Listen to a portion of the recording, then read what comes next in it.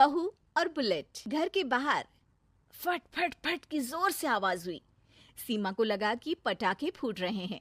वो डर के मारे घर से बाहर निकली। देखा तो सामने योगेश यानी कि पतिदेव एक बुलेट बाइक पर बैठे हैं। अरे डर गई क्या? बाइक लेकर आया हूँ तुम्हें घुमाने के लिए। सच में? मुझे लगा पटाखे फूट रहे हैं। अरे पटाखे भी फूटेंगे और मिठाई भी बटेगी। माँ को तो बुलाओ। माँ भी बाहर आ जाती है। अरे योगेश बेटा, इतनी जल्दी आ गया? और ये गाड़ी किसकी है? साहब की है? हाँ माँ, तुम्हारा बेटा साहब से कम है क्या? मेरी है। अरे बेटा, इतनी बड़ी गाड़ी ले ली, इससे तो तू घोड़ा ही ले लेता। महंगी पड़ी होगी ना? माँ महंगी सस्ती छोड़ो और मिठाई लाया हूँ, गांव में बंटवा दो। अरे बंटवा क्यों दो? पीछे बैठो, गांव में बांट कर आते हैं। सब खुश थे। योगेश गांव के बाहर एक कोयले की खदान में मजदूरी करता था। मेहनत और अकल से उसने वहां ठेकेदारी का काम सीख लिया और सूझबूझ से ठीक ठाक पैसा बनाने लगा। गांव में बात फैल गई कि योगेश के घर धमाका गाड़ी आई है। ऐसी गाड़ी पहले कभी किसी ने गांव में तो देखी नहीं थी। योगेश और माँ गाड़ी से वापस घर आ जाते हैं। बेटा, बाबूजी ऊपर से देख रहे होंगे और आशीर्वाद भी दे रहे होंगे तुझे। वो होते तो उनको भी घुमाता माँ। पूरे गांव में नाच नाच के मिठाई बांटने जाते। जैसे मैंने नाच नाच के बांटी थी जब वो अपने लिए एक साइकिल लेकर आए थे। बस बस, बाबूजी दो बात भी सुनाते कि फटफट वाली फटपटी ले आया। सीमा आगे कहती है, अपने लिए तो ये गाड़ी ले आए और मेरे लिए? अरे ये गाड़ी तुम्हारे लिए ही तो है। पक्का मेरे लिए है? अरे पक्का तुम्हारे लिए है। अगली सुबह जब योगेश सो रहा होता है तो उसे बाहर से गाड़ी की आवाज आती है। वो घबरा कर चिल्लाता है, चोर चोर, मेरी गाड़ी ले जा रहा है, चोर चोर। माँ भी जागती है और योगेश के साथ दरवाजे की तरफ भागती है। जैसे ही दोनों बाहर निकलते हैं तो देखते हैं कि सीमा गाड़ी चला रही है। अरे बहू, नाक कटवाओगी क्या? ये क्या कर रही हो? अरे गिर जाओगी, ये क्या कर रही हो तुम? सीमा गाड़ी को रोक कर कहती है, सारे गांव में घुमा लाई, कहीं नहीं गिरी। क्या? सारे गांव में घुमा लाई? अरे लोग क्या कहेंगे बहू? सोचा क्या एक बार? यही कहेंगे कि कितनी अच्छी गाड़ी है। अरे तुम्हारे बारे में। हाँ, कहेंगे ना कि देखो कितनी अच्छी गाड़ी पर बैठी है। बहू गाड़ी रखकर योगेश और सासू माँ के पास जाती है। तुमने कब गाड़ी चलाना सीखा? हमारे बाबूजी के पास पुरानी स्कूटर थी, सीख ली। फिर स्कूल में एक मास्टर जी भी ऐसी ही गाड़ी लेकर आते थे, उन्होंने सिखा दी।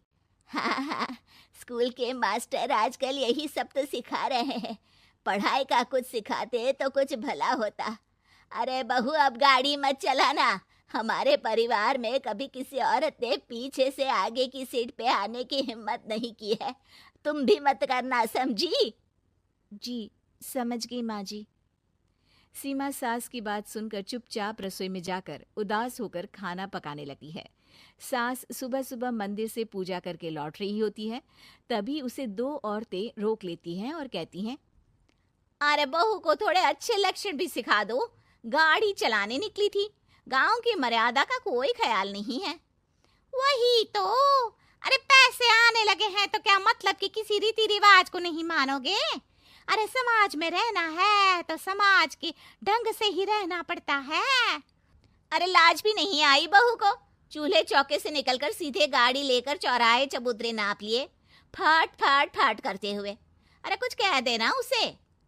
अरे ये क्या कहेगी? बूढ़ी सास है, इनकी थोड़ी ना चलती होगी घर में। हाँ, बहू की ही चलती होगी, मर्जी भी और गाड़ी भी।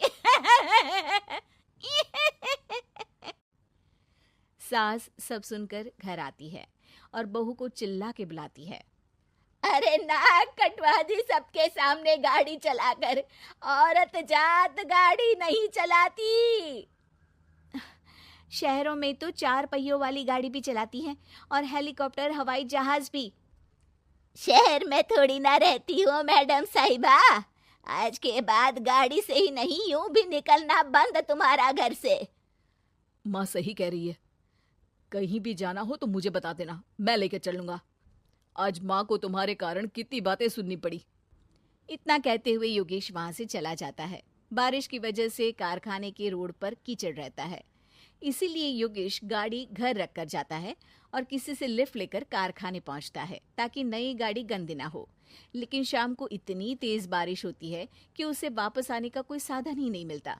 बारिश बढ़ती जाती है, रात के 11 बज जाते हैं। रास्ते में एक नदी का ब्रिज है, अगर उस पर पानी आ गया तो योगेश कारखाने में ही फंस जाएगा। पूरी रात भूखे प्यासे बितानी पड़ेगी।